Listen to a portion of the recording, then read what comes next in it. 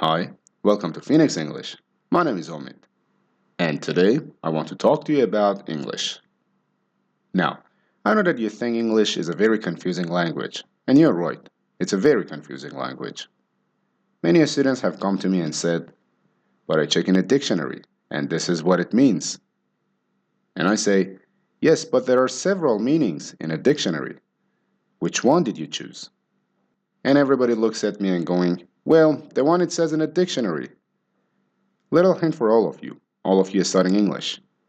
Many words in English have more than one meaning, and a dictionary doesn't list them in the order that you need them. It just gives you definitions. You need to look at the context. What is the sentence around this word you're not understanding? Okay, so I chose a few examples here, just to give you an idea of what I'm talking about.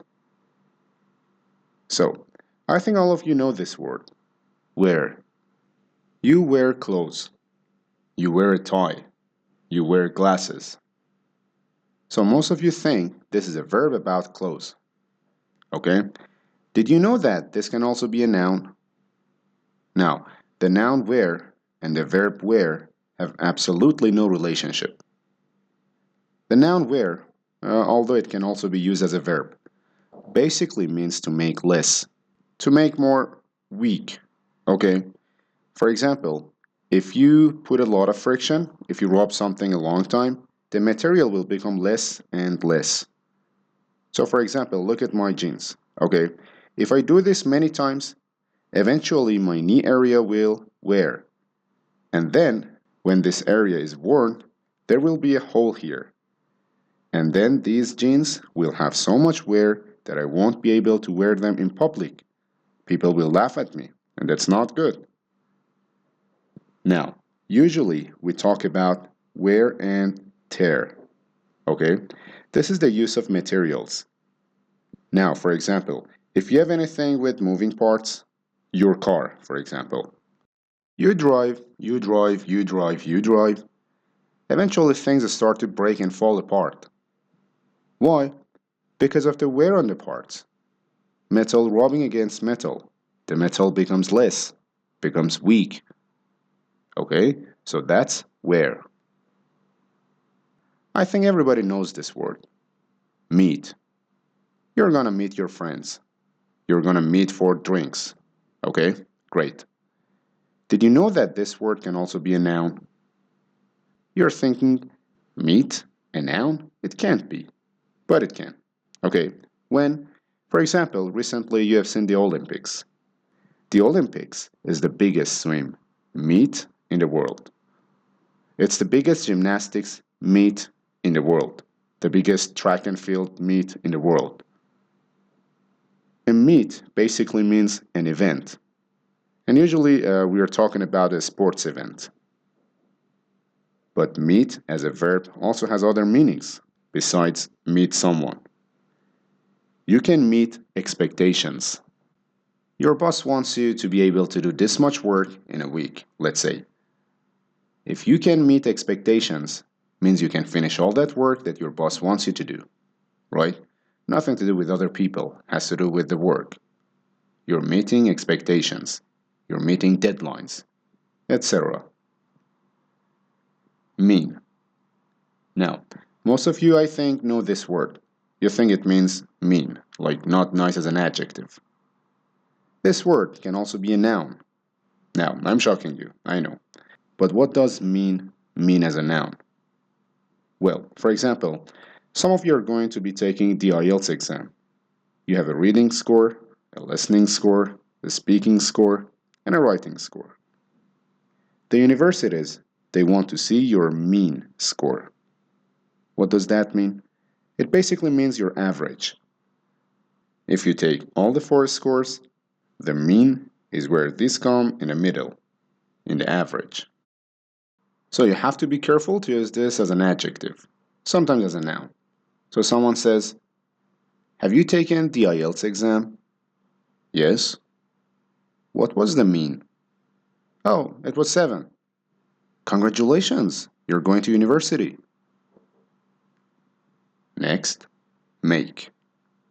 Make. Everybody knows make. This is one of the first verbs you learn in English, right? To make, to create, to build something. Here's another little shocker. It's also a noun. Let's say you're calling tech support, your computer is not working very well. You call tech support, the first question the tech support guy is going to ask you is, what's the make of your computer? And you say, I don't want to make a computer, I want to fix my computer. And he's saying, well, yes, but what's the make? So, make basically means the maker or the manufacturer. Basically, who made it? So, the make of my computer, for example, is Acer. Maybe yours is Dell or Apple or Toshiba, etc. So, the make, who made it? Now, these two are funny ones because they're used usually as slang. Milk, of course, you've all drunk milk. You've all drunk water. These are very delicious drinks. But that's not what we're talking about here. Do you know that milk and water can both be verbs? Now, there is, of course, the literal meaning of milk. To milk is to milk a cow, to squeeze the milk out of a cow. To water means to pour water over something, over your garden or your lawn. But in slang, it has a completely different meaning. To milk something or to milk someone is to get out of it as much as possible. Okay? So, for example, your friend is very rich and very generous, and he likes to give out money. So you try to milk him for every penny he has. Maybe not a nice thing to do, but people do it anyway. That's what milk means, to milk someone. To water, we usually say to water down. To water down means to make less intense. A little similar to wear, but different. To water down means to make it less intense. A little bit weaker. So for example, if you're reading a business report and you have to explain to your customer the business situation, for example, if you give them all these technical words, they won't know what you mean. You need to water it down for them. You need to make it simpler. So you put less technical words. You make the sentences a little bit easier to understand. You explain the situation in everyday words. You make it less intense so they don't get scared. Good. Now you're thinking, okay, wow, I know all these new words that I already knew, but I didn't know. So now you're thinking, well, how am I supposed to know other words by myself without me here? Without Omid here to explain them?